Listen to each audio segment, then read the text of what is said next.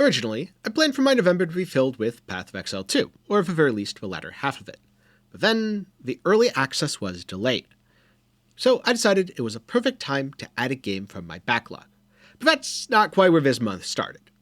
This month started with a game called Brighter Shores, a passion project from the Gower brothers, who are most famous for creating RuneScape. This is a cozy MMO that's completely free to play. There is a subscription for more content, but it's very optional. And if anything looks good to you from the gameplay footage you're going to see here, or what I'm saying, I recommend that you download it and check it out for yourself, and then decide if it's for you or not. When I first picked up Brighter Shores, the early progression felt really good. Every time I'd level up, there was something new that I either unlocked or was right on the horizon. There are also a lot of cool quests with really on-point writing, and overall, I had a good time. But then I started to run out of quests because there aren't that many yet. I'm sure more are going to come in the future. I'm very much looking forward to that, but there's only a few in early access, especially if you are a free player. And when it comes to skills, yes, you start off with things unlocking left, right, and center, but over time, it does get a lot grindier, especially around level 20 or so. And if you're looking for a game to grind and just chill in, this is not a bad thing at all. But I was looking for either one of two things. Either A, a game that would hold more of my attention, such as the more active portions of RuneScape like combat, castle wars, etc. Or B, something that I could do really passively, like fishing in RuneScape. Now, to be clear, Brighter Shores isn't RuneScape, and you really shouldn't look at it as the same thing or as a replacement. But it also falls in that awkward middle ground where you have to be a little bit more active, so you can't just have it almost running in the background, semi-AFK, but it's also not super active, where actions take a couple of seconds. So after playing it for a couple weeks, I decided I'm going to call it for now. Let the early access play out. The game has been getting updates every couple days. The developers have been very active. And once it hits 1.0, see where things land. These days, I only have so much time for live service games, especially really grindy ones, but at the same time, I would say that my experience with Brighter Shores was generally pleasant. And you know what? It's a passion project from a really small studio. As far as I'm concerned, they can do whatever they want, as long as they're having a good time, and as long as there are people out there who like it, then I'd call the game a smashing success.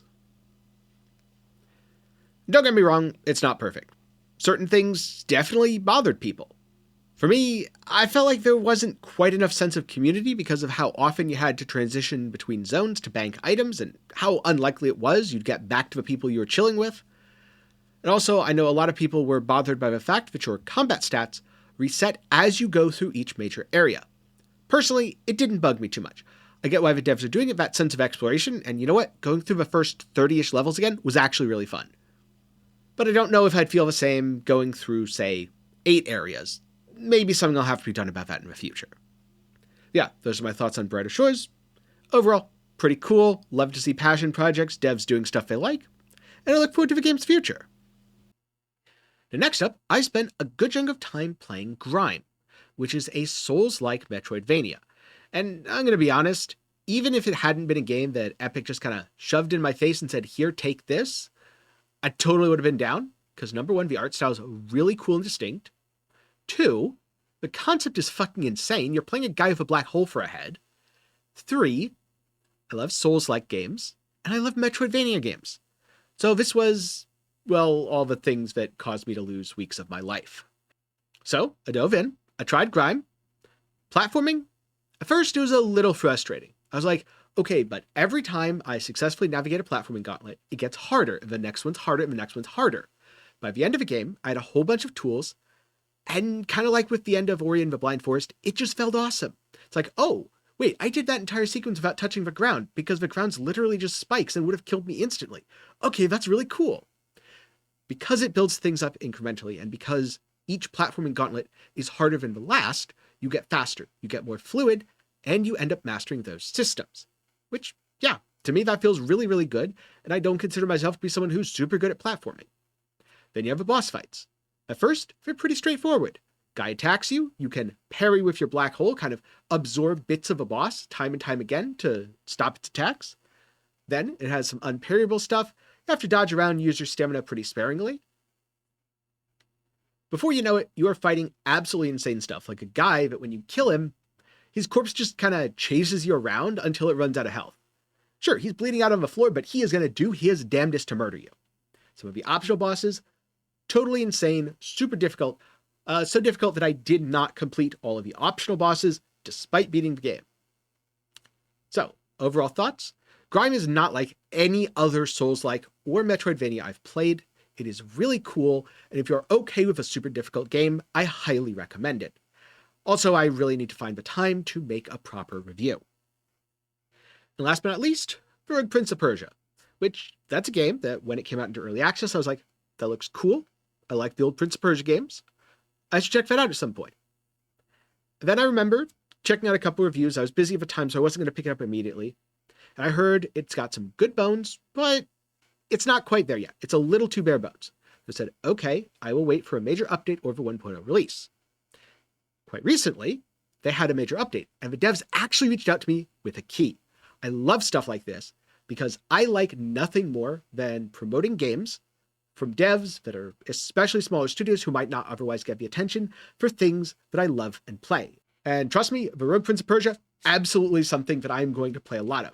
In fact, it's so good that I've decided I'm not going to come back to it until 1.0 because I kind of want that full pristine experience of going through the entire game rather than progressing halfway, having a bunch of unlocks and, well, do I throw out my save file or no. Not going to do it. Just going to wait for 1.0. Admittedly, I have twice gone back to the game despite saying that and played around because it just feels really good.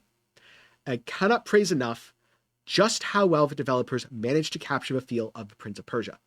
I have never played a game before where you can just parkour up a wall or just wall grab. 2D platformer, yeah, you can wall grab. It's awesome. The combat flows really well. They were very much thinking in 3D spaces, thinking about verticality. You can kick enemies into traps, kick them off ledges, and they take fall damage. All that kind of stuff.